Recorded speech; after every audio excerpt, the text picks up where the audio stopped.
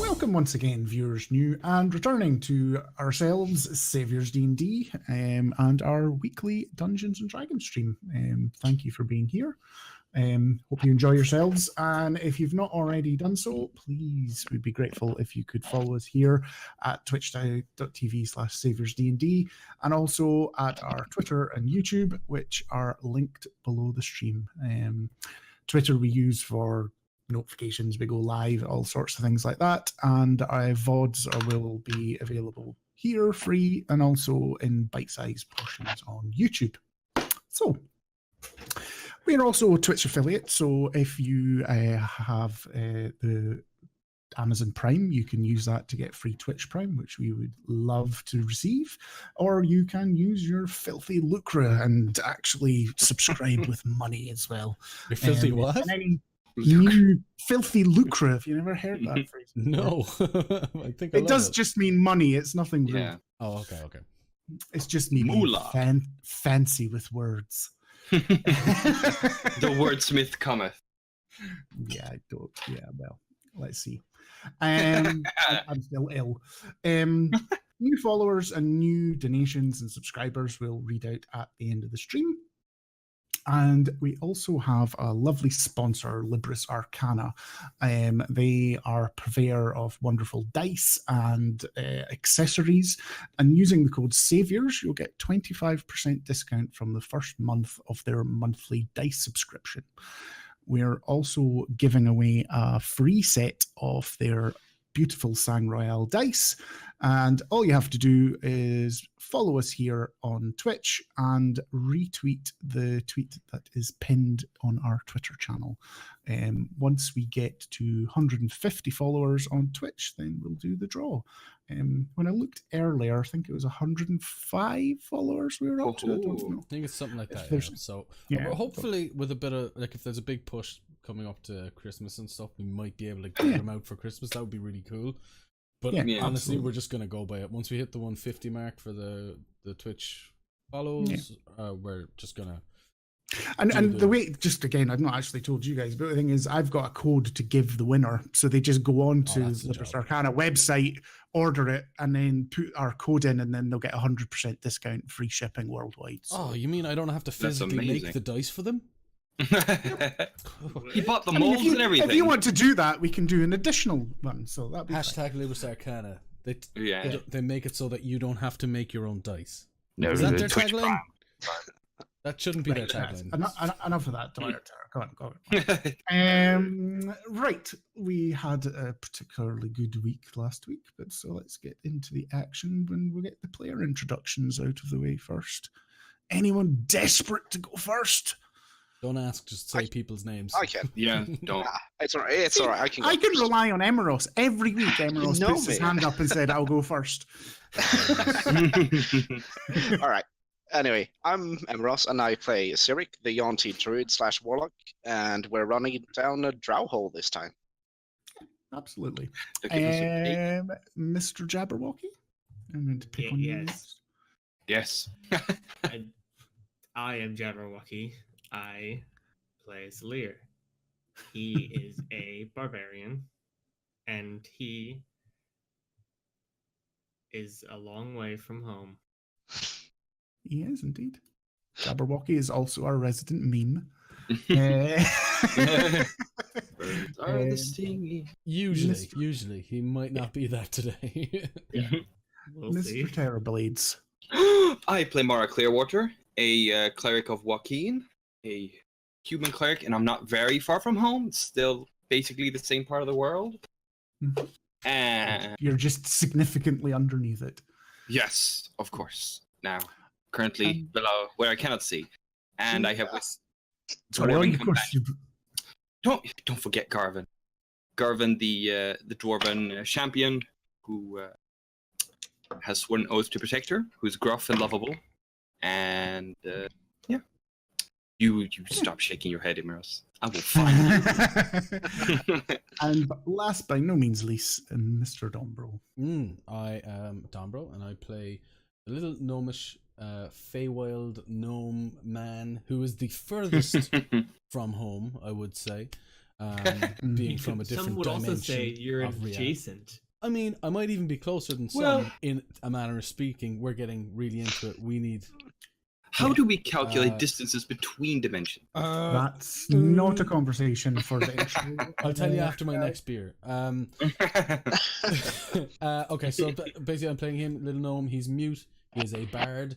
So he is a performer. He casts through charisma. He is a mute bard, so he does not speak himself. He has a magical white raven who he speaks through by the name of Quill. So if you hear him singing, casting, whatever, it will in fact be Quill. You're doing that. And that's us. Okay. Just before I give the recap, I will make one apology. I am expecting a delivery, which I had hoped would have arrived before the stream. So if I disappear, that is probably there, but it'll be no more. It's not than like a minute. human child or anything weird. Like you're not like going to be a dad, and you're like, yeah, I think that. Just could you get someone who just reach could you cut the umbilical cord? Just take the scissors off. We're having a live birth just over there. Yeah. Comes back with a cigar. Thank you, everybody, for waiting. So yes, if I come back holding what looks like a bloody rugby ball, that's what it is. I'll name you D20. So anyway, as I was saying, the Upper Dark. So we find our party in as they've alluded to, the Upper Underdark, where I don't think anyone has ventured before, other than Garvin has a little bit. He has imparted small amount of knowledge that he has. Not that I don't mean that he's held anything back. He's just that he's not hugely knowledgeable, other than it's fucking dangerous. And they are here at the behest of the city of Neverwinter to root out a cadre of drow called the Silken Woe, who have spread out as far as the city guard found out throughout the Sword Coast. But this is the remnants of the Neverwinter portion of them that they are trying to get rid of, and have asked the party to deal with them. This all started when the leader of Mara's church in Neverwinter, the Overgold, went missing, and it turns out that it is these mysterious Silken Woe drow that have captured him and apparently are holding him in Luskan. Now, we ended last week after Cyric was just moving forward after the party had encountered a horrible ooze, and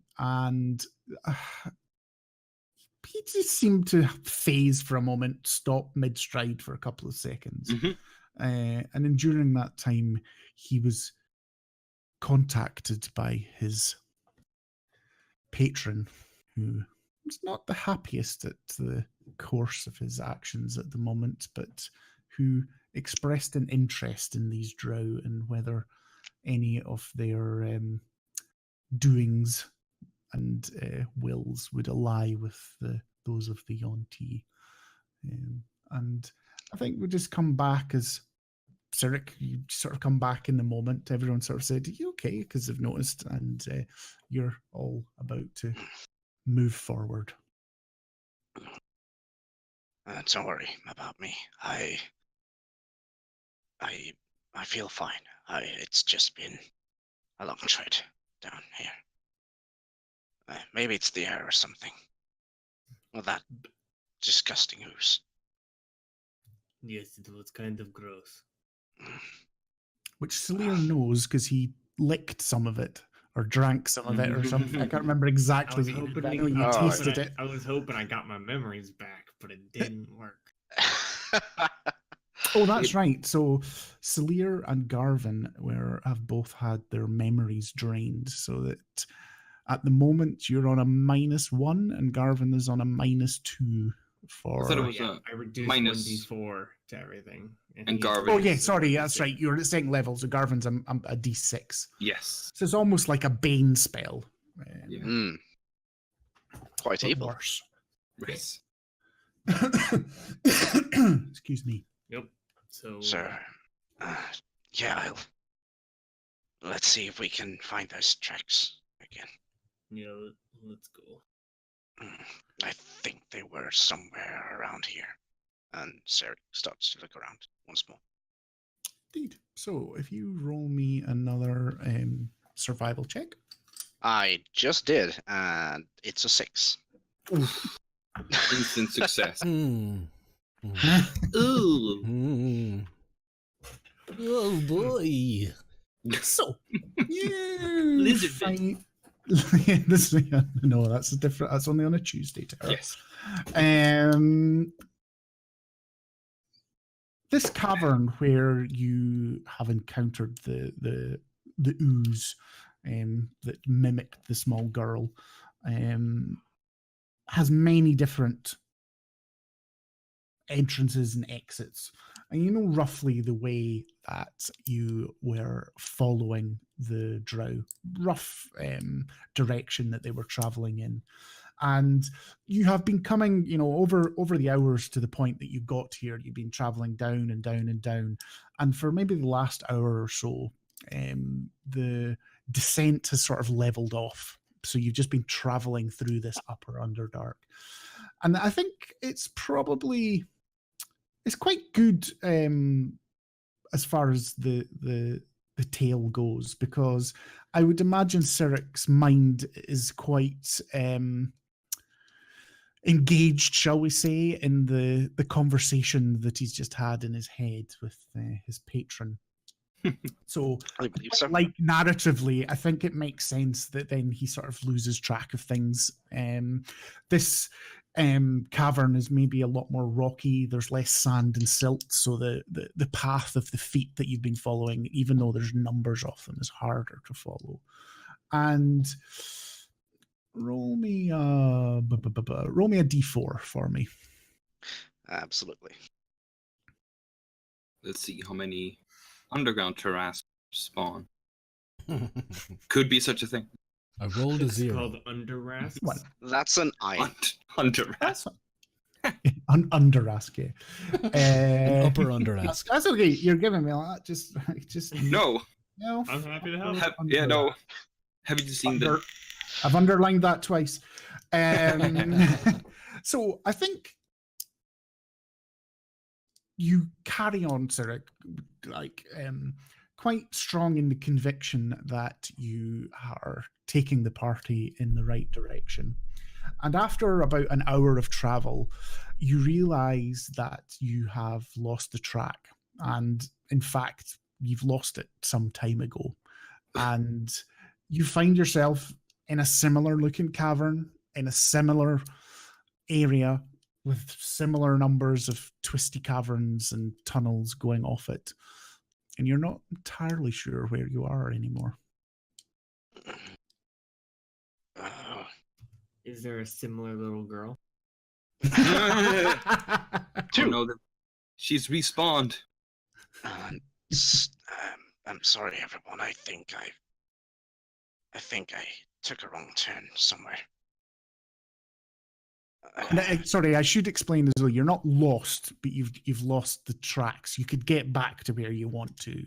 Sorry, I should make that clear. There is a difference.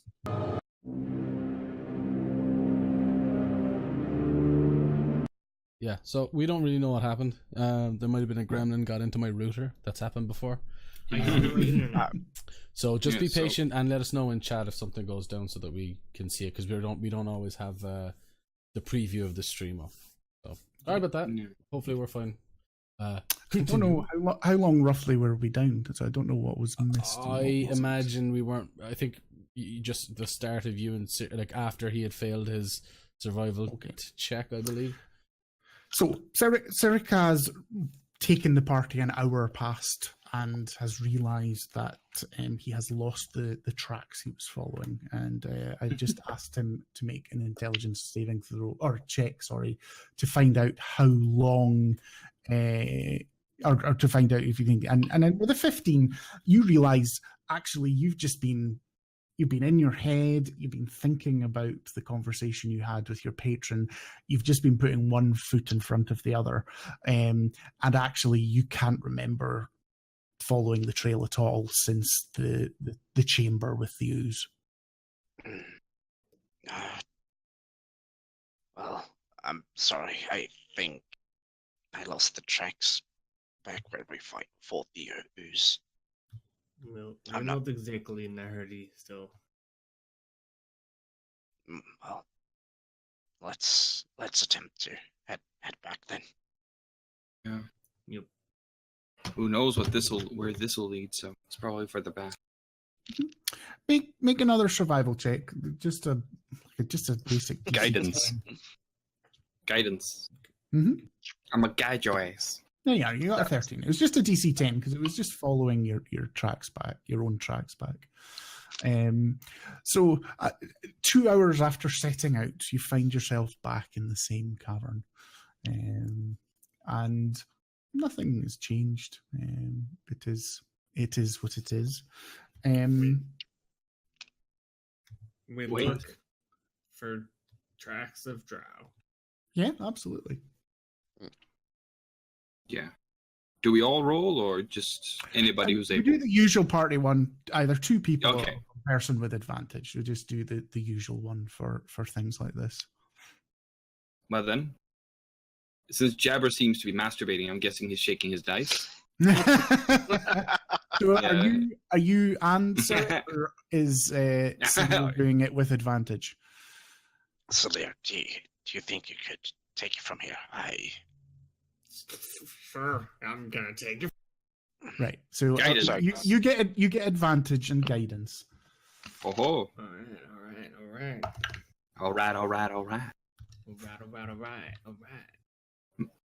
Makana honey. All right. What is survival? Is that a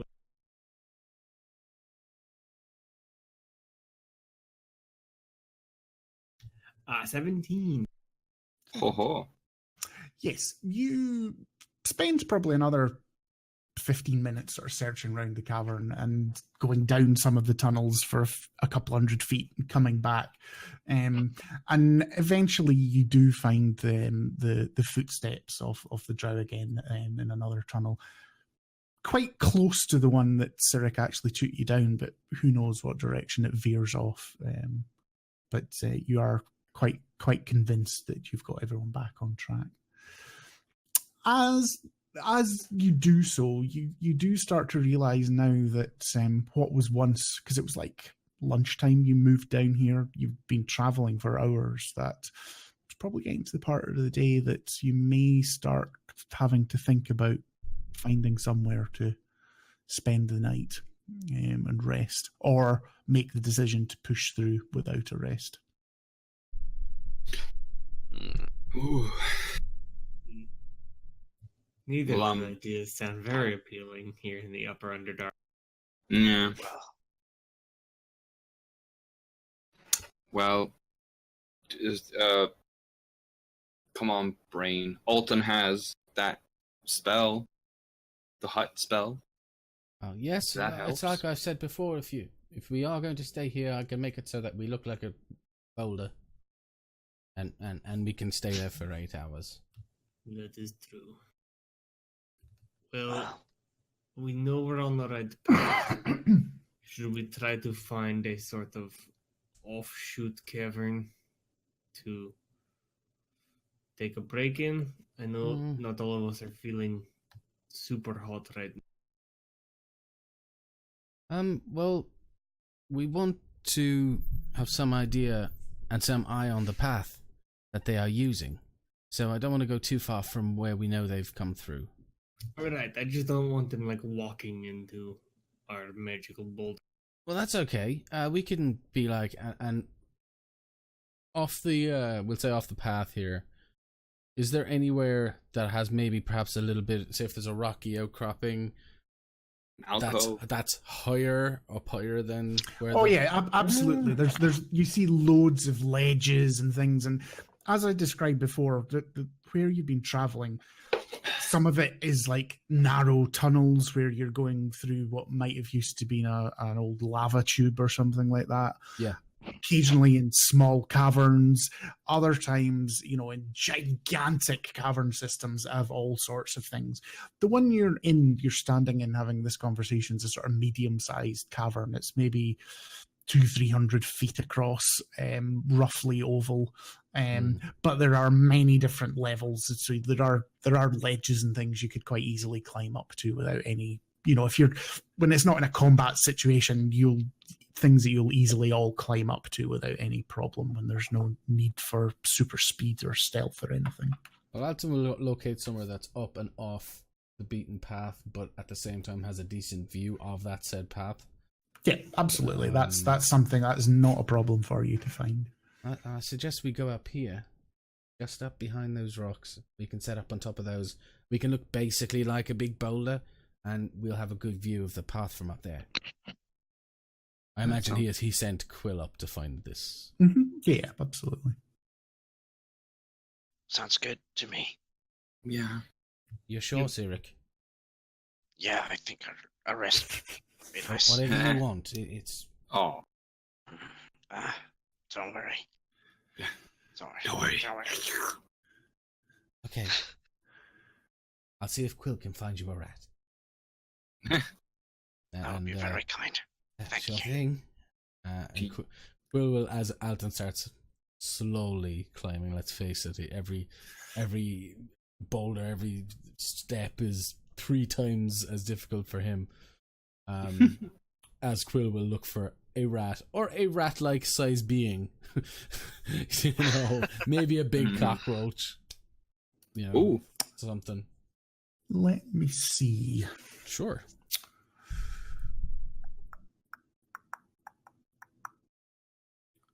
Roll me. Yes, sir. Christ, there's so many. Roll me. Good. 2, 3, 4, 5, 6, 7, 8, 9, 10, 12. You'll probably actually roll me a d12. D12. What was it? All the D's. 7. Okay. Yeah, Quill goes out and comes back about 15 minutes later with 3 or 4 quite large spiders in his mouth. Not giant spiders that you've found, that you've fought. They're more what we would call sort of tarantula-sized. Snacking-sized, Sirik. Snackables. They look like the ones you get on the back. Yeah. Quill will drop them for Sirik. Sirik will. Has Quill kept them alive has he not had the foresight to do that? No, he would try and keep them alive. Obviously, if he thinks he's going to get like a bite from one, or if he's carrying too many, he might kill one of them. Mm-hmm. Also, he's a raven. Maybe he just taloned one by accident. I don't know. Thank you, Quill. It's okay. I'll make sure to get this one that's oozing. He looks extra delicious. Yeah, thanks. Go on, don't be shy. Well, it's been a long time. So I'm sorry. I tried to find as many as I could in this space of time. Thank you. That was kind of you. Oh, well, we don't want you hungry. No, I'll get to eating these, and when we've reached a better spot. Yeah, I think as they look up, Will now on Sirik's shoulder, they'll see Alton sort of waving from one of the ledges above them. Yeah, thank you. So Sirik takes them and, well, I don't know. I think it just throws them in his mouth. And... Yeah, absolutely. Delicious. So Alton takes time. It's food. Sorry, No Alton counting. takes time to cast I forget what it's called. Tiny hut. It's called Tiny Newman's hut. Tiny hut, and it's a ritual. So he takes 10 minutes, and he essentially what he will be making is not unlike the Millennium Dome, essentially, in its angular nature, but it's quite naturally angular, if you know what I mean. It's not all perfectly scientific. It's essentially to create a couple of different surfaces so that it just doesn't look like a smooth dome. And it's the O2. It's a gray to dark gray, semi-natural looking thing. Obviously, if someone spent enough time, they'd see it, but it's out of the way, hopefully. Yeah, absolutely. And you all settle in for the evening, safe in the knowledge that there's probably no need for high levels of We're keeping watch. Watch. Yeah, I was going to say the watch you're is safe less there. for safety. It's more to see where, like, a drow party coming through, or indeed, and to see where they've come from. You know, so it might also be like a bit of we're basically a research facility. Yeah, absolutely. Well, before we see how the night goes, does anyone wish to have any conversations as you settle in? Do you have a campfire, or are you just sitting down with your cold rations? Or I think Alton will approach Mara. He will, with him, bring sort of a half a thing of jam. Hey, Mara.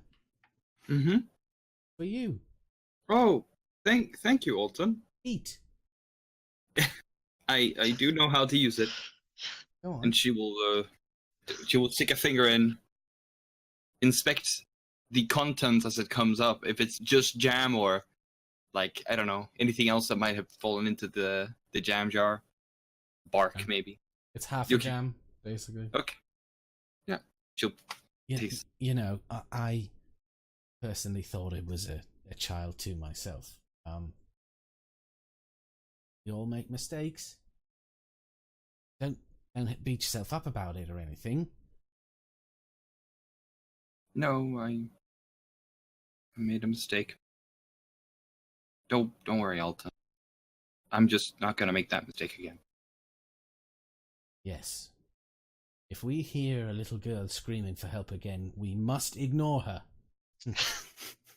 At least down here. Well, it's a lesson I'll bring with me everywhere. Please don't, Alton. I mean, after all, you wanted to look after. You wanted the children of Neverwinter to have. Not if they're crying girls. Not anymore. That's all changed now. Sadly, you've already helped some crying girls. Have? Yeah. Remember the orphanage? We were talking about the orphans in Neverwinter? Well, yeah, but you said they live on the street. Yeah, but we donated money to the orphanage so that they can take in more kids. We did. I don't 200 pay gold. attention. I don't pay attention to money. No, I know, but I did it. Oh, thanks. No They're problem. real girls, though, right? They're not. They should be. Ugh. You just donated money to Elder Ublex. Anyway, Yeah, the charity. don't worry about Sirik. It's like that when he's hungry. Don't worry. Where is some it? spiders. Quill was on top of it all and got a little scritch under the chin.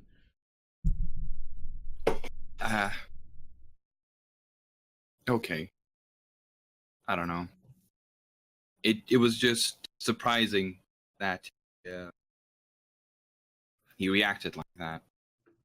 Oh, well, you mustn't hold it personally to him. He was hungry. I get hungry sometimes too. I know. Are you going to finish that jam? No, here you go, Alt. Oh, thanks.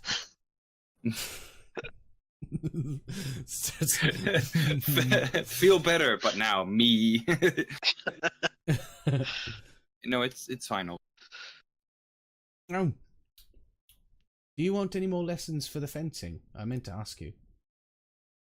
Sure, but I think I'd rather rest right now. That took a lot of out of me. I think you're right, Miss Mara. Alton will take out his sleeping bag, or his what are they technically called again?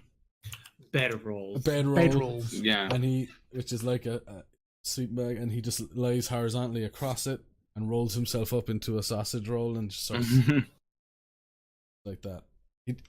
Not quite used to fabrics. So, yeah. And Alton will not take the first watch, but if he is required at a later time, he will instruct that he is certainly available.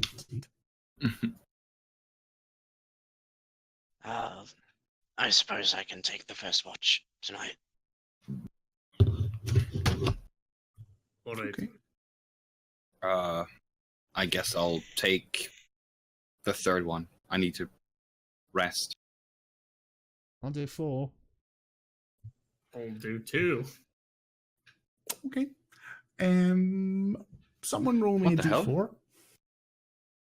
Someone roll you. Anybody. Sure. There's on it.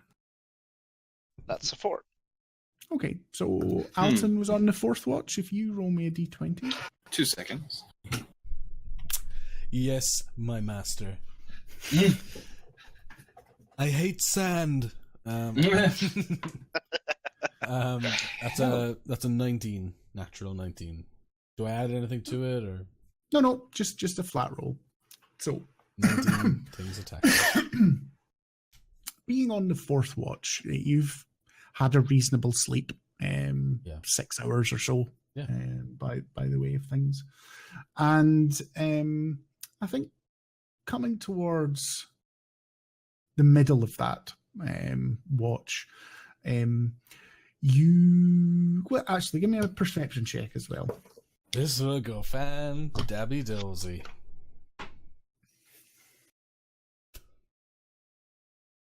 A 7.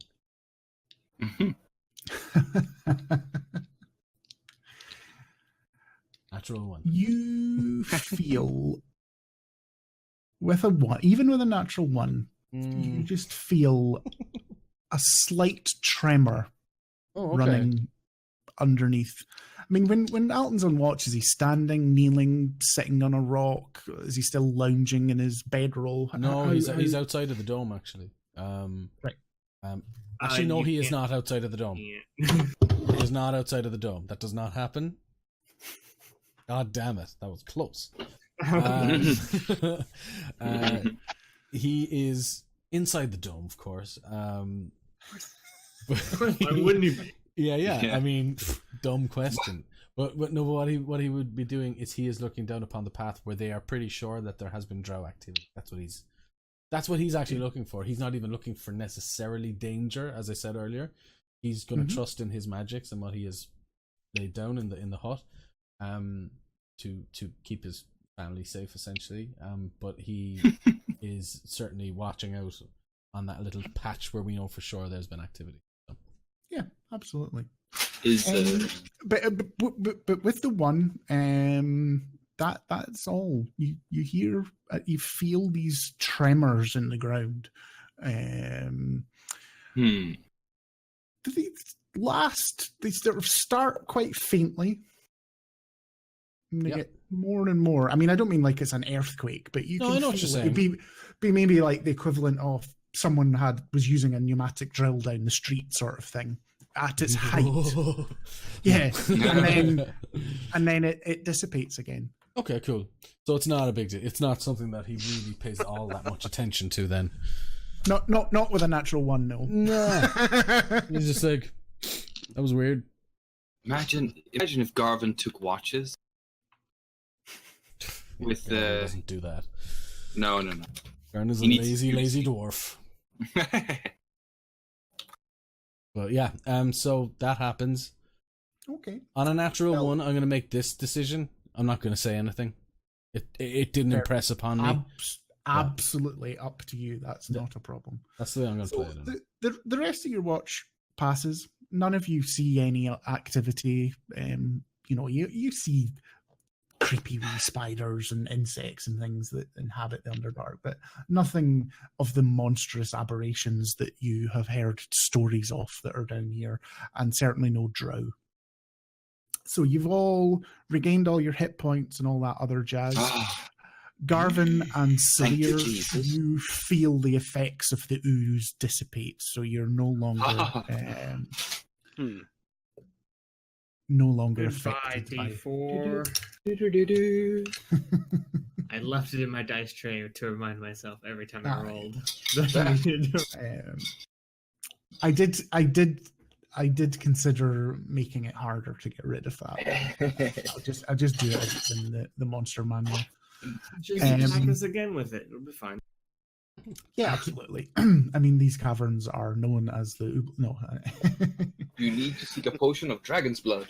So, you all have your meager breakfast. It's probably been, if you haven't lit a fire, it's probably been quite... I was about to say it'd be unpleasant, but Alton can actually control the temperature in here. Control the temperature in here. And it's a balmy 22 degrees. It's not sweaty in here. It's nice. 22 degrees Celsius, Salir. I know you go by something different, but I don't know what that. I don't know what it is in Fahrenheit, so Salir's imperial. Yeah. Also, I'm talking to someone who's lived in like Hawaii before, so you're fine. I don't know temperature. Salir's like, what's in Hawaii? Can I see my breath or not? No. Absolutely not. You're warm. You're warm. The barbarian thermometer. Okay. And actually, as you talk about temperature, you can tell that, you know, even like the rocks and things down here are actually a little bit warm. It was actually quite cold. Geothermal heating. Absolutely. No, because this wasn't. But wouldn't be. But as you said, it's a lava tube, so it would stand to reason. Bits of what you've traveled through have been a lava tube that have been excavated. Which would, but again, would stand to reason that with all these cavernous, the way it works, it could permeate heat quite. That actually happens in real life. So absolutely. Well, actually, there's a super volcano beneath Neverwinter. This is basically where Yellowstone Park. Should I say why?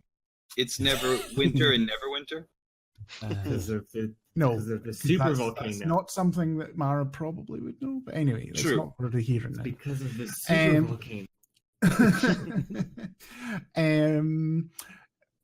You obviously have your meager breakfast and start on your way again. Is Cyric going to take back the pathfinding, or is Salir going to keep doing that? Let's hope he does. Salir will help Cyric now. Okay. So if you want to roll survival with advantage. Guidance. Misa. Guidance. Yusa have a guidance. Yusa. So just well, we'll just do the top one because you roll twice, but it's still an 18. But if you roll your D4, because just to see, because might be more. Right, one more. 19. 19 is fine. I mean, that's a good roll, so it's nothing to probably think about.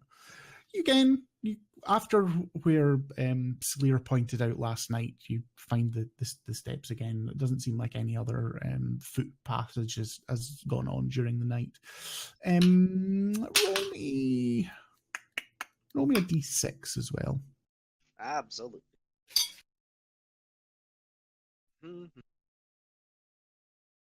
A 2. Okay. I rolled low today. Nah, these aren't like super important roles. They're just sort of informing me of certain things. So, you continue on, and the party. It's almost like you recognize, because the landscape here is so similar. It's rock and shale and very sort of fine. Dust almost, in some places where it's almost slightly clay muddy, where there's a small stream maybe comes through a crack and goes across the pathway, but it's this continuation of small tunnels, small caverns, huge caverns, gigantic caverns. And as we travel, how do each of the individual characters feel about this sort of place? I mean, what are they all thinking? I'm going to pick on Terror first. Mara does not have dark vision. I think Mara would be pretty decent at navigating a city because she would have, oh, there's that store. There's that place. Yeah. But in a cavern, we are, to her, we've been walking in an exact, like, straight line effectively all the time. Well, not straight lines. No. I mean, let's not. Yeah, I understand what you mean, though. Yeah, to her, like, all of this has been the same all along. To her, we could have been walking in circles. So to her, this has been a long, very confusing journey. Like, we rested and everything was the same. There's no night and day. She almost seems to turn a bit like gray from being down here because also the makeup. Yeah, true. Yeah, so which was reapplied before we left. Oh, fair enough. And so Maro seems, I don't know what the correct word would be, but she seems almost like this is an alien world with no hope. Okay, that's fine. But there are some. Sorry, on you go, Emeros. Yeah, I just want to say there are some lights and stuff that we. Oh yes, it's not pitch dark. There's mosses and lichens and things. So but it's that really cool bioluminescence, like the picture that's being used at the moment, and that the guys at home can see, is basically like it's purple, but it can whatever color. Yeah, I mean, the purple sort in that of picture, hue. but I think that's where you actually get the genuine passage of different areas, because as you move to slightly different temperatures, you've noticed that actually the tone of the light changes as the temperature. So the hotter you get, it goes from blues to purples to reds to yellows and reds and greens, and it's plus in every RPG ever there are glowing mushrooms. I mean, absolutely, you have not made an RPG unless you've got glowing mushrooms. I'm slightly off topic, but I think the Underdark would be a much more boring place if it was just pitch dark. Yeah. I mean, areas of it can be. Yeah, the thing of it can be. Yeah, like you anyway, we're getting kind of off topic. Anyway, getting off. Salir, how does Salir feel about the travels in the Underdark? I think reminds him of his happy time as a child in the crypt. Yeah. Well, I think similar to when we were up in the Dwarven City in their tunnels and in Anna Orkis's tunnels, I think he just kind of he doesn't look around. He's like looks at his feet, watches where he's going, and just moves. I think he's shut off all awareness of, like, as Mara was saying, she doesn't like the passage of time. Like, it feels weird because they're going into constantly like just the similar areas. What I'm hearing is disadvantage on perception checks. Sure. I'm just fucking. But yeah, I think with all traveling, I don't think he pays much attention to the scenery as much as just their own. He's paying attention to the 5 people that are walking in a line and that's fine. Aware of that. Cyril, what about yourself? You've had a long time both to ponder the words of your patron and things.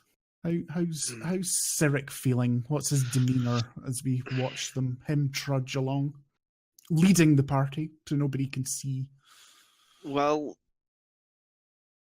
I think at first there was almost this nostalgic feeling to this area, which later turned into something completely different when they fought the Ooze.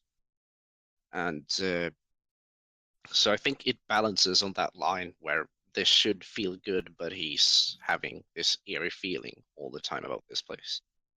Okay, that's fine. And again, but last but not least, Alton? Yeah. How long have we been traveling? you probably now you're getting up to close to a day now. Yeah, I think. Well, number one, Alton really loved the spider cave that he went to. He never saw terrain like that. So this is like that times 10. However, and some of these big caverns are startlingly beautiful as well in their own way. While all this is true, and inside he is appreciating everything. He is a consummate professional, and he is a prisoner of a drow. So, and he will be. I mean, I'm sorry, but you will have to be classically trained to see that he's enjoying himself. But he's really enjoying this. Like the terrain, the vistas and things off. I imagine off of the path are incredible, and he's loving it. But you wouldn't know. Super. So I think another 2 hours pass, and then I would like everyone can make a perception check.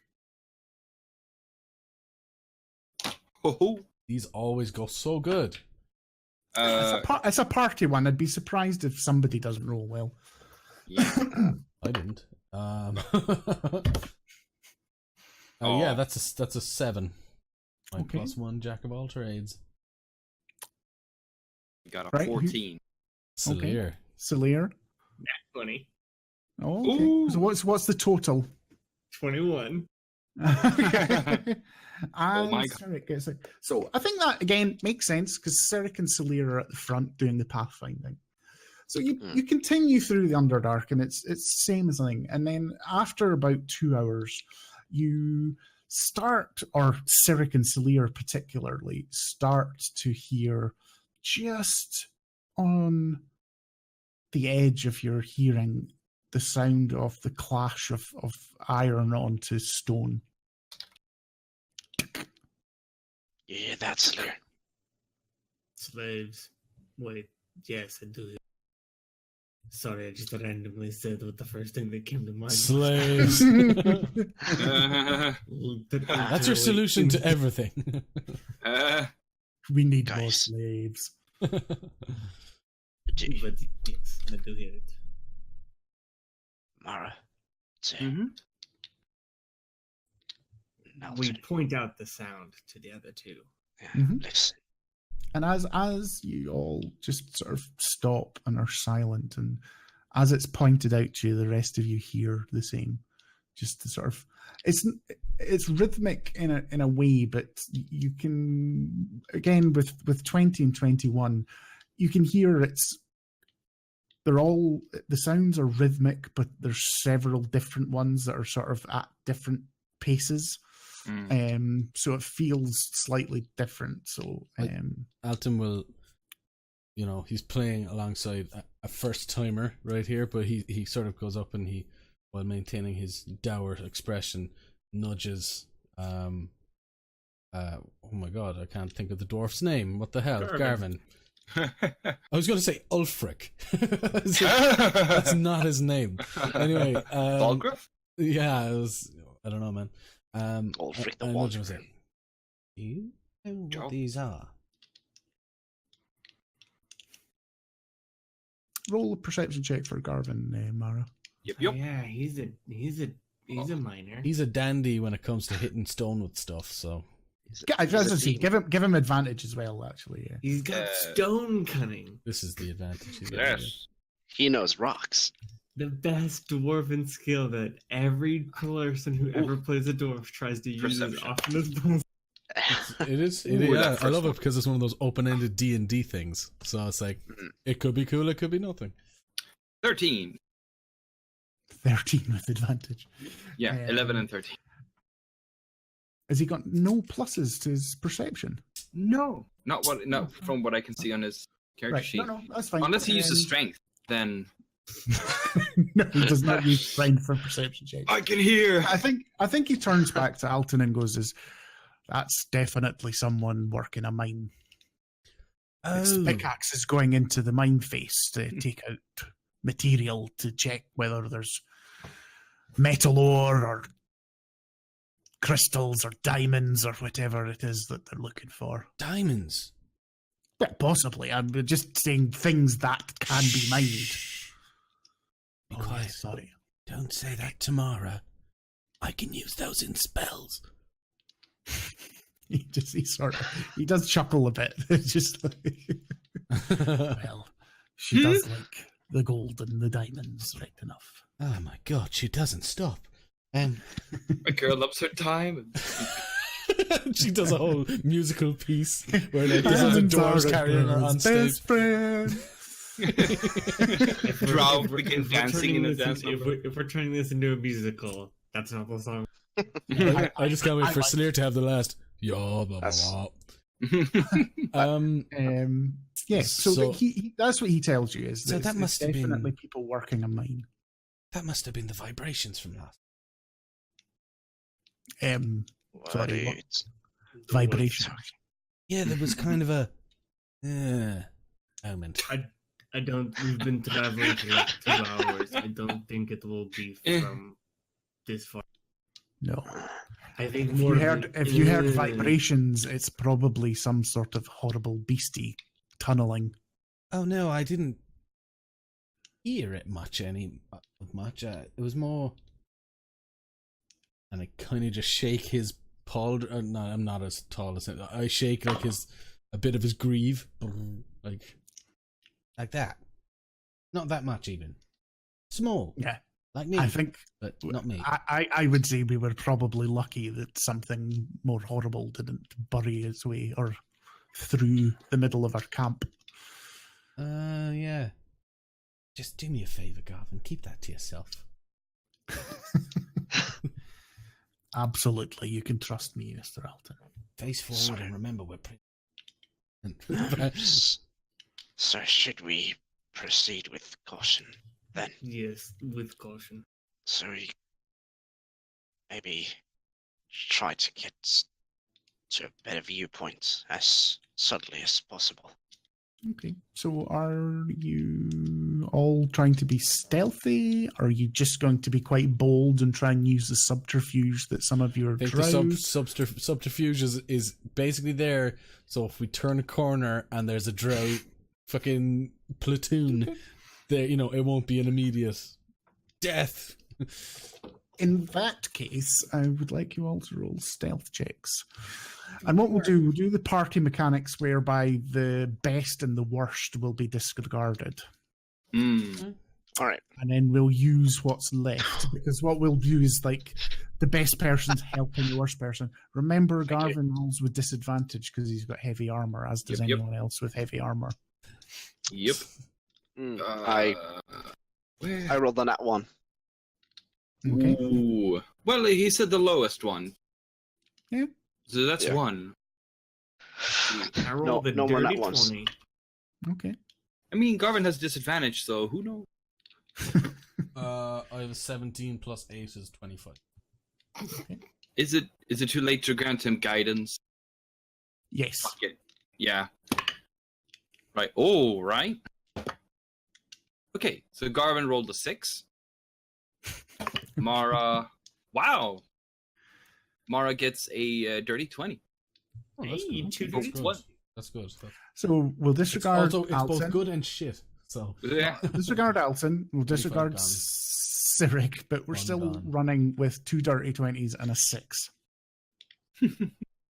And I think narratively, you can hear that both Cyric and Garvin, I don't know, Cyric it's harder to explain. I think you maybe actually, you're so intent on listening that your foot slips and you start a small rock fall or something like that. and you're concentrating so much on your ear that your foot forgets what to do. Yeah. But as you move forward, you don't seem to hear any or see anything that has obvious signs anyway that your presence has been noticed. And again, as you continue, the sound of the picks continues, and then there's a sorry, on you go. I just wanted to add that I have cast Mask of Many Faces on me.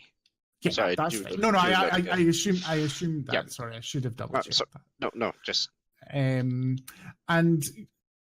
there's a pause in the sound of the picks, and you can just hear a sort of a small sort of crumpling sort of noise of rock, and then some shouting, too far away to be discern what the words are, what language is, and what is quite often sort of a weeping, a wail, crying of a female voice.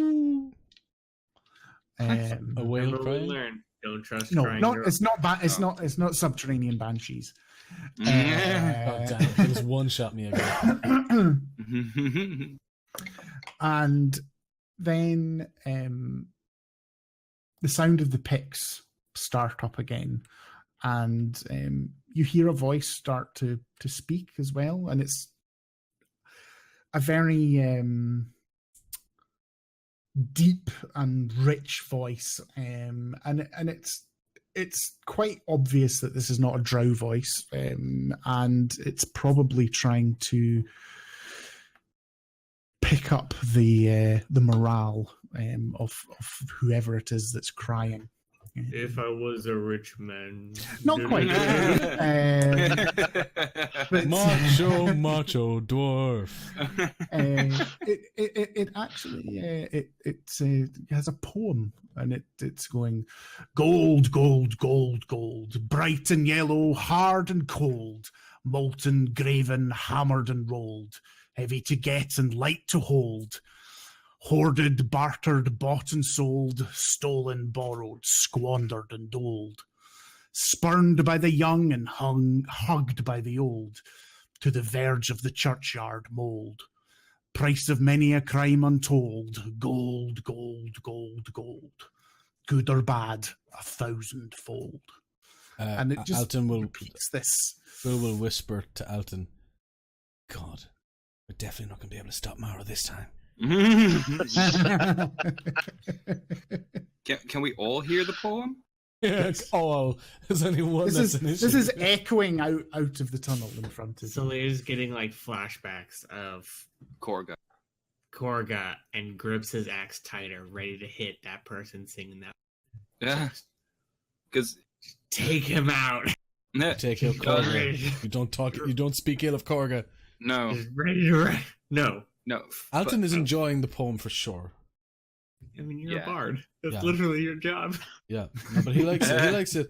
He likes it. It's sort of it's more of a working man's, like literally a working man's rhythm. But yes, absolutely. Yeah. And you, I think you can tell that the chimes of the picks start to in time. I'm struggling to not hear the dwarf scene in the Hobbit. Dun, dun, dun, dun, dun, dun, dun, dun. We continue. Can we discern something? You said it was a deep, rich voice. Yeah, but he said it wasn't like a drow. It wasn't a drow. But I'm As thinking. we know, all drow are Australian. Yes. Hey, get back to work. You lazy lad. I think before we go on, I should thing is the poem is a poem from 1800s from an English poet called Thomas Hood. Uh-huh. It's called Miss Kilmansegg. He's the lesser known Hood brother. Robin obviously got the fame. Yes. And also somebody else, but never One mind. went rogue, one went bard. Yeah. And Little Red Riding. Yeah. And Yeah. and a DM somewhere. Yeah. Right. Sarah, you were asking something about the voice. Yeah, I was thinking the only time we've ever heard a poet is A half ogre. yeah. Alton has So told you I'm- poems as well. No, yeah, but this is is there any connection in like the strength of the voice or something like Is Mara assuming all poets are half ogres? Do we have another half ogre poet down I mean, here? that would be a strange leap to make, considering the gnome she knows has told her 3 or 4 poems. I would absolutely say that this is a voice that's echoing round several. You know, this isn't just round the corner. No, it's obviously very loud. It's echoing. You're not, even if you roll a nat 20 in perception, you're not going to get any more understanding of the person the voice is coming from at this moment in time. It could also, like, just this is out of character knowledge, and Alton wouldn't put this together, but it could also speak to perhaps an anthem that has to stretch throughout several caverns. Which could be a pretty big fucking undertaking down here.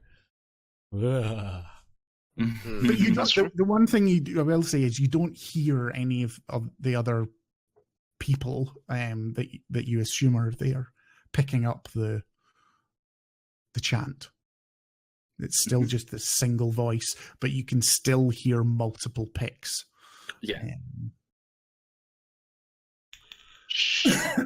Excuse me. Should we proceed? What other option is there? Yes, but we need to stay in character. We don't know if these, well, we do. We don't know if these are friend or foe.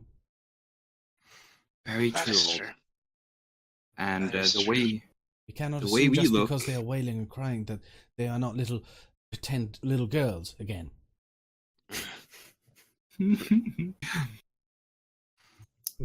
Get me twice. Well, from the way we look, we know how they will perceive us. So that's all right. Then you know how to act. I think so, Alton. I'm Follow trying. Cyric's lead. Okay. Cyric? So, should we? Oh, let's go then. Okay. So, again, are you going stealthily now? Yes, you are. Just assume. Yes. Yeah. Yeah. Alton's like, right, listen, not that many buckets. He will give inspiration to the dwarf. Okay. Just let me You'll get an extra D. Get my. Oh no, we can. You can keep the same. If it's up to you, if you want. Yeah, I think that's because it's really. You've just paused to have a bit of a conversation there, but realistically, it's the same. It's the same still.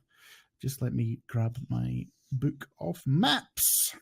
Also, Mara, remember to hit your long rest button on Roll20 because you didn't. No, I never do. Yeah, I use a character of your sheet. health. No, but it'd be good if you did, because then people watching can see the HP. How many hit and dice down do you and get stuff back like in that. a long rest, guys? You get half of your level back in hit dice. Yeah. Oh, so you get all of your hit points, okay. and if you've spent hit dice, you get half your level back in hit so dice. at level 9, do we say 4? Yeah, everything's always rounded down. Yeah. Just double check. And that's good. Double check. Nice. No, it's fine.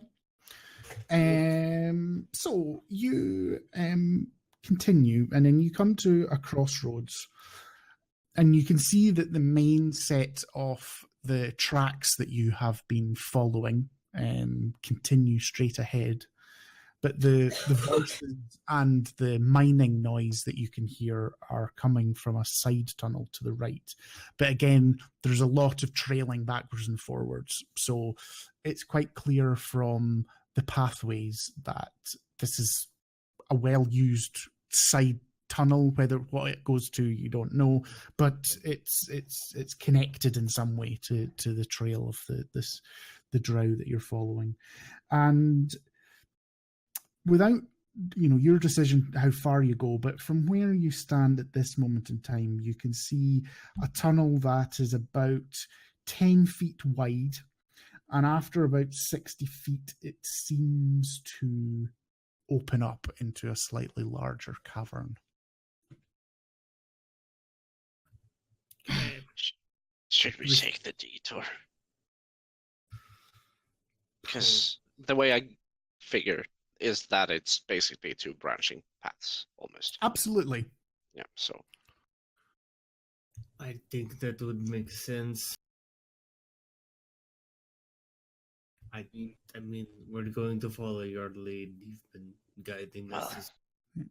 What you missed there, Dombro, was just saying that you got to the point where there was a branching path, and the main tracks of the drow that you've been following go straight ahead, and the noise of the picks and the chanting that you've heard is off to the right, but fairly close, probably no more than a few hundred feet to your right-hand side.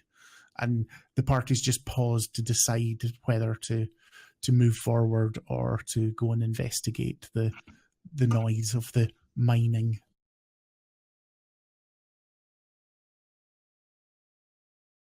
What do you all think?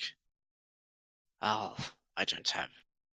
They might be monsters, and They might. Better to fight the monsters we know. Either way, we'll have to fight the drow. Not necessarily. If we go that way, we might miss them, and we don't want them getting back into Neverwinter, do we? I think the other thing is, if they are drow as well, do we want to be caught between two different... this could be two people. It could be 40.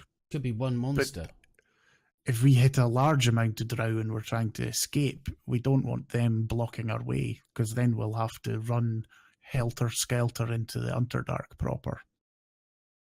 Let's not do that. But I trust you all. I will do what you think. That's just my 10 pence worth. That's a good point. Well, I think we should go check it out at least. If it's not the drow, then maybe we should just ignore it. Okay. As you continue on then, there's no shouts of alarm. It doesn't seem like your presence has been noted at this moment in time. Excuse me. And the branch tunnel, which I said is about 60 feet long and about 10 feet wide, you pause just at the edge of it, and the tunnel opens out into a rough oval cavern, probably about 90 feet wide and about 50 feet deep. This has obviously been hacked from the bedrock itself, rather than being a natural formation. And mounds of rough ore lie in haphazard piles to the sides of the cavern. And from the right-hand side, there are flickering shadows dancing across the ceiling, and there's quite obviously a campfire hidden behind these piles of unrefined material. And you can just hear the murmur of voices. The sound of the voice that is chanting and the picks is coming out a second tunnel entrance directly across from you. But you can't see anything from it at all. It looks much darker than this cavern and the area that you've come from. Could I roll a perception to check the shadows and see if no one's on guard or such? Yeah, no, absolutely. That's a crit. Yeah. So around you, the entrance to the tunnel and the miles, there's definitely no people within sight here. Absolutely. You are certain that there's no guards here. But it is quite obvious that there are several people murmuring and talking where the source of this fire is that you can't see. It's in this cavern, but it's just because there's these mounds of mine material that's obviously been taken and piled there. So it's obscuring your view and their view of you at the moment. But you can see it's no more than about 70 feet away from you at the moment. I'd say with a crit, you'd probably be able to discern roughly how many people there are as well. Let me just double check.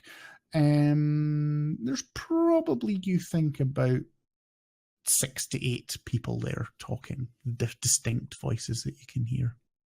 6 or 8. do you guys want me to go ahead, go a bit up ahead and check it out? Alton will sort of sidle up to Cyric, and he'll take his bindings. His bindings aren't really on; they're more theatrically on. And he will sort of say, "I can disappear." You can disappear. Yeah, if you want me. Why? No, I want you here with us. Don't leave. Well, I can change it. I can check it out. Get a better view on things. They will never see me. If you can, then sure. What do you guys think? Well, Cyric looks like a drow, so even if he gets seen, then again, who knows? Maybe it's better, Alton. Better to. I'll be careful, whatever you're going to do. Of course. And he will take Quill. He'll put Quill on Celir, and he'll sort of go like think, and as his fingers flick outwards, it's almost like all the color runs from his body, and everything runs away from him as he shimmers into greater invisibility. Greater invisibility. I believe it's greater invisibility. Yes. Impressive. It is. That's the one you can cast spells in. Cool. Now, that's good flavor and all that, but I would only have done that if I believed that if I was less than a minute away from them, essentially. You understand what I'm saying? Invisibility, is it only up to a minute? All right, yeah, but absolutely, yes. Yeah. Well, I think maybe what we'll say is that you sneak up a wee bit closer so you got more time. But well, let's not dwell on that too much. It's fine. Yeah. But with saying that, I'll understand that Alton is very aware of how long it's going to last. So, roll me a stealth check as well, just with advantage, because let's see, noise, because it doesn't. It's not silence. No, it's not silence. It is almost a silence. Shit. Damn it! It's a 26. Okay, that's fine. That's good. So you move up, you get to sort of the corner of one of these piles Can of it ore. be Lord of the Rings style? What? No, I know. Yeah, and you look in the distance and there's this big flaming red eye watching you. Yeah.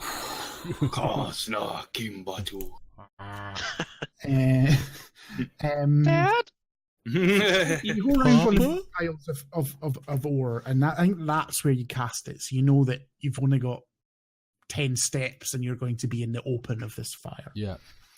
And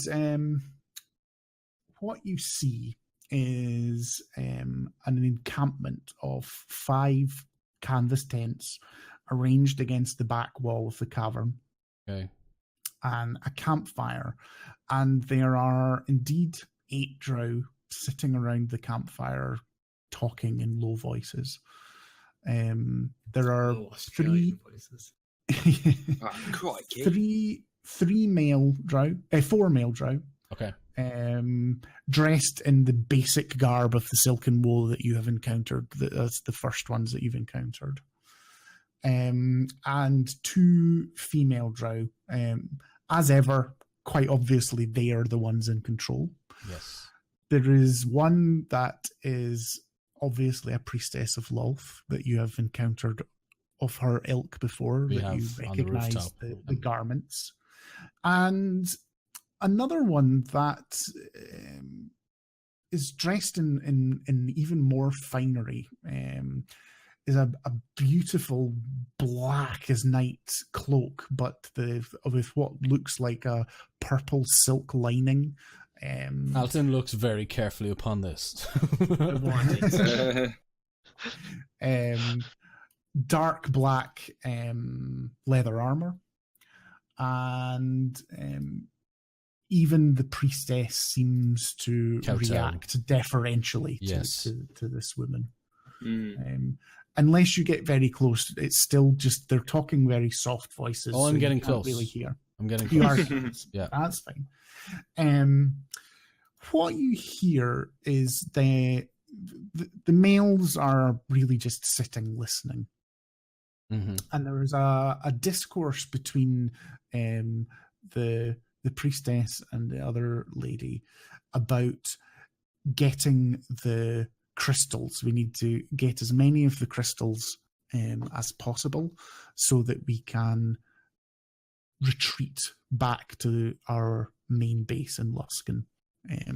But this being the only place that they find the crystals, it's vital to get as many as possible before we abandon Neverwinter for the moment. When she's talking about the crystals, I look around this area. Are there any crystals? Nope, there are no crystals. You've had a close-up on the ore. Yes. What sort of check would I think about? Stone cunning. Gnomes don't have it, though. Gnome cunning. No. Gnome cunning. It's not a thing. Roll me just a nature... Is it nature check? Wonderful. Shh. I rolled really good. I rolled a natural 18. Nature? I've had +4 to nature? I did not know that. No. 22. Jack of all trades. No. That's just from my intelligence. Okay. Alan's smart? Oh, yeah, he's Alan's +3. smart. Yeah, Arden is really smart. Yeah. So I think at this moment in time, you've listened to the conversation a bit to get the thing of, and you're starting to withdraw because you know the minute of the spell is starting to thing. I'm not going to make you roll for that because you said before you did it, so Alton was very conscious of the time, so that's fine. And so I'd say it's more like 30 seconds in when he hits that, when he gets to the meat of the crystals are mentioned, and then he starts retreating. Yep. And you can see, and with that check, that the ore that is piled here, seemingly discarded, haphazard, doesn't seem to be sorted and all. Okay. But there's actually some quite expensive types of minerals here. There's some very high quality iron. There are small piles of silver ore and gold ore. You think there may even be rocks that may contain like uncut rubies and things like that in it. Wow. And it's very curious that this seems to be the spoil, the stuff that's discarded. Left. Sure. This has all been discarded. Gold, platinum. Okay. That's okay. Well, it's hard for him to understand all of that, I guess, or to compartmentalize all that because he doesn't really understand the value of things, I would say. I mean, I think he would understand the value of precious stones. Like, I think he very much does there. Okay, so that's what he notices. Head back. Yep. So we have 4 male drow, 2 female drow. The females are in charge, like we thought earlier. Although there does seem to be 1 female drow in particular who's really in charge. They're down here. They're searching for some crystal, and then they want to go back to their main bases in Luskan. Said, that is what we figured. Yeah. But we only that's all I saw. I didn't hear any other voices. I looked around carefully. They didn't seem to have any specific crystal, though they do have a lot of things that they've discarded. Some that looked like precious minerals, things you wouldn't really tend to disregard, I wouldn't think, unless that's what you do here. But they also had, he sort of does one of these and goes, gold, and some of that platinum. So hold on. Well, first step, we're here to kill these people. Yes, they need to die. So the main power, and I want her cloak, is just... I said it first. Okay, Damn, sure. I wanted it. Well, You described it very nicely. You really will when you really will when you see it, and who knows? You might just get it. Yeah, after I see what it is. What did they actually say though? If you overheard it? Yeah. Well, they said we really must get this crystal, and we need to make our way back to the main base in Luskin. That was the crunch of it. They're looking for some special crystal. The males seemed very quiet, just sitting, listening. The two females were talking. They both seem to be of some stature, although one is definitely of higher stature than the other, and she's got a really sweet cloak. So anyway, about this cloak, it's got this purple lining. Back to the crystals. What did you see, Yanni? There were none. No crystals whatsoever. I did check for that because it sounded like something that we may be able to use to get closer to them. But the one thing I'll say, which I forgot because you did crit that perception. Oh no, that wasn't your perception, was it? No. What did you get in the perception again? But what would you have said? 22. No, it was a nature check, and I got 22. Do a perception check as well. But this is a little bit retrospective. Okay, apologies. Sure. No, apologies. It's just I suck at perception. 14 total. Even with a 14, you will also have noticed that the main woman was not actually sitting on a chair. She was sitting on a very hardy looking iron bound chest. I thought it was going to be one of those things where there's something like, you know, when games break sometimes and you walk in, there's an NPC sitting in the air. That's what was in my head because I get confused when I'm playing D&D. I see it as a game. Yeah. All the drows sit on top of folded each up other. into a crisp packet. Okay, so she was actually coming out her shoulders. Yeah, her arm rotating randomly. Finally, we come back to the flat packs. So she was sitting on a chest. Yeah, so she was sitting on she was hardy looking chest, not massive, you know, and I think that's why it would have been quite easy to mistake it just for a stool or some, you know, or something like that, or a shaped stone. Okay, so in that case, retrospectively, as Cyric is pressing me for more information, I think Anton said, well, there was this strange chest she was sitting on. I didn't see what was inside it, so I couldn't possibly say, though it was adorned and she was sitting on it, so presumably it has something inside. But other than that, I'm not sure. I guess. Now we've got to figure out how to get close. Maybe that's where they keep those crystals that they have found. Possibly. Just asking Garvin, you might not know anything about some special crystals around this area. I mean, anything past the ordinary of rubies and opals and diamonds and stuff. All of those seem to be discarded. This is something different. Have you ever heard of something... Well, we don't know. All we know is it's something that they're struggling to find, it seems. Because they seemed like they were in a hurry to go back to their base. Do we just kill them? Do we pretend to be them and rob them? Do we let them go and follow them? And I think as Alton says those words, that's quite a nice wee mini cliffhanger to have the break on. I totally thought you were going to... As Alton says that, a hand comes on his shoulder. Who do we have here, mates? Yeah. I heard she was talking shit. It's